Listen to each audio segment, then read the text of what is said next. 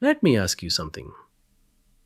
Would you believe me if I told you that the Mahabharata didn't begin with war?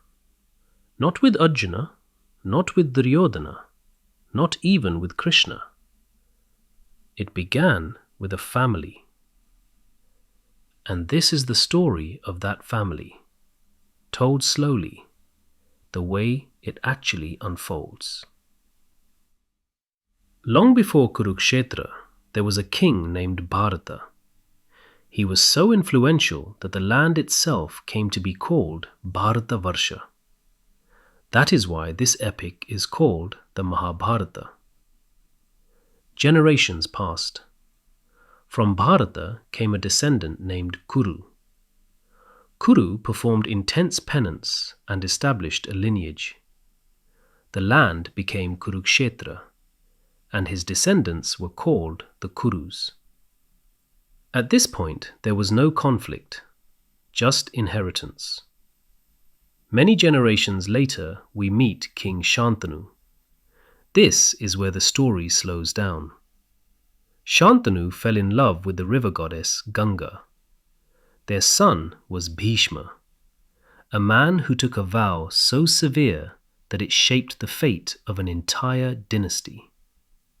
Bhishma vowed never to marry, never to claim the throne, so his father's lineage could continue without conflict.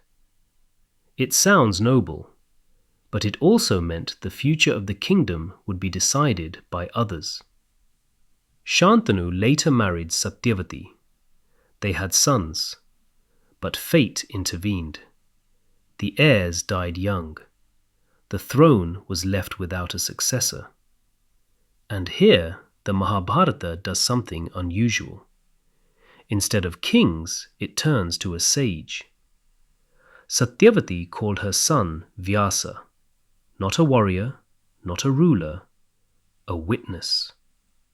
Through the ancient practice of niyoga, Vyasa continued the lineage, and from this moment, everything split. From Vyasa, one son was Dhritarashtra, born blind, yet crowned king. Another was Pandu, strong and capable, but cursed never to father children naturally. Already the lineage was unstable. Power existed, but legitimacy was fragile.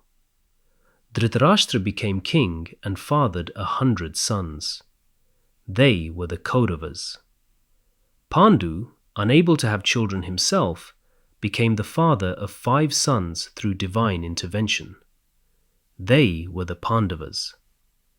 Same blood, same ancestors, same claim, and one throne.